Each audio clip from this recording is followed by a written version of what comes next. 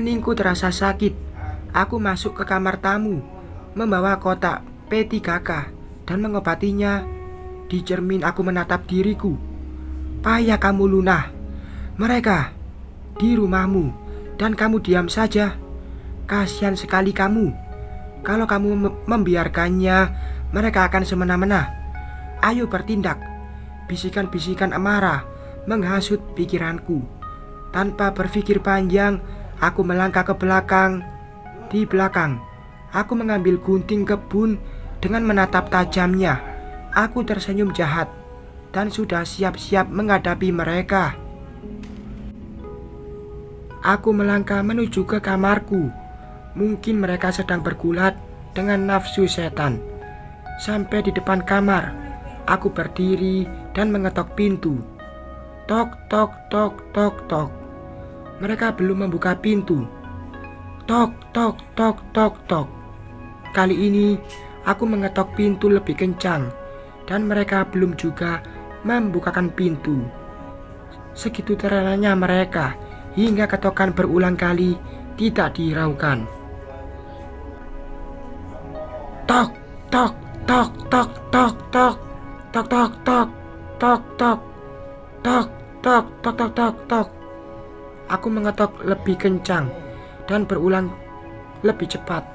Pintu dibuka, tapi bukan Mila yang membukanya, melainkan Mas Bayu. Hanya memakai celana saja, sedangkan Mila masih duduk berbalut selimut tanpa berpakaian di tempat tidur. Luna, mata suamiku melotot melihat gunting kebun mengarah ke lehernya. Keluar dari kamarku. Dengan nafas besar aku berkata, menatap sorot matanya. Ada apa sih, Mas? Mila bersuara dari tempat tidur. Mila, ayo kita keluar dari kamar ini. Suaranya gugup mengajak mantan istrinya keluar. Mila langsung berdiri dengan selimut menutupi badannya dan berkata, enak saja. Kenapa? Dia terdiam melihat gunting kebun mengarah ke leher Mas Bayu. Aku tersenyum sinis melihat mereka. Mila kelihatan tegang, sedangkan Mas Bayu menatapku dengan sedikit gemetar. Melihat tajam dan besar gunting di tanganku. Kamu pilih aku mengguntingkannya di lehermu atau di sini, Mas? Dari arah leher, aku mengarahkan gunting dengan pelan ke bagian bawah perut suamiku. Jangan, Luna. Tolong jangan nekat. Badannya semakin gemetar melihat gunting di bawah perutnya. Gila ya kamu, Mila berkata dengan sorotan matanya yang membuat aku jijik. Ya, aku sudah gila akibat ulah kalian. Aku tidak main-main. Cepat pergi dari rumahku, wanita. Rumah ini aku yang beli, Luna. Suamiku masih bersuara, meski gunting hampir memotong di bagian bawah perutnya. Kamu lupa, rumah ini atas namaku. Hadiah pernikahan kita, Mas. Aku menekan suara lebih lembut. Tapi uangku yang membelinya, jawab Mas Bayu. Aku bisa saja mengembalikan rumah ini. Tapi apakah kamu bisa mengembalikan? Aku betul-betul dikuasai amarah. Mereka hanya diam menatapku bersuara keras. Cepat bawa keluar dari rumahku. Emosiku makin menjadi. Mila, cepat kita pergi dari sini. Sepertinya perempuan ini sudah gila. Apa kamu bilang? Aku lebih menekan gunting mendengar suamiku menyebutku gila.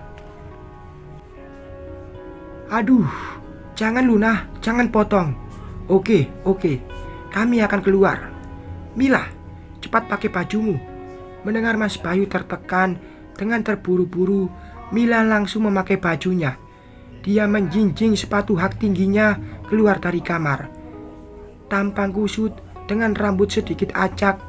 Aku tidak membiarkannya berdandan dulu. Aku sangat muak melihat mereka. Sekarang apa maumu? Mas Bayu bertanya. buka spray kasurku dan ganti dengan yang bersih. Aku tidak mau noda kalian menempel di tempat tidurku. Mendengar perkataanku, Mas Bayu langsung melaksanakan seperti yang aku katakan. Wajah kesalnya membuatku tertawa kecil. Setelah selesai, Mas Bayu berpakaian dan keluar dari kamar. Dengan sangat kesal, dia melaju mobilnya meninggalkan rumah. Besok aku harus menemui ibu tiriku. Dia harus menjelaskan semua ini. Dan setelah itu, aku harus menyusun rencana apa yang harus aku lakukan. Air mata membasahi pipi.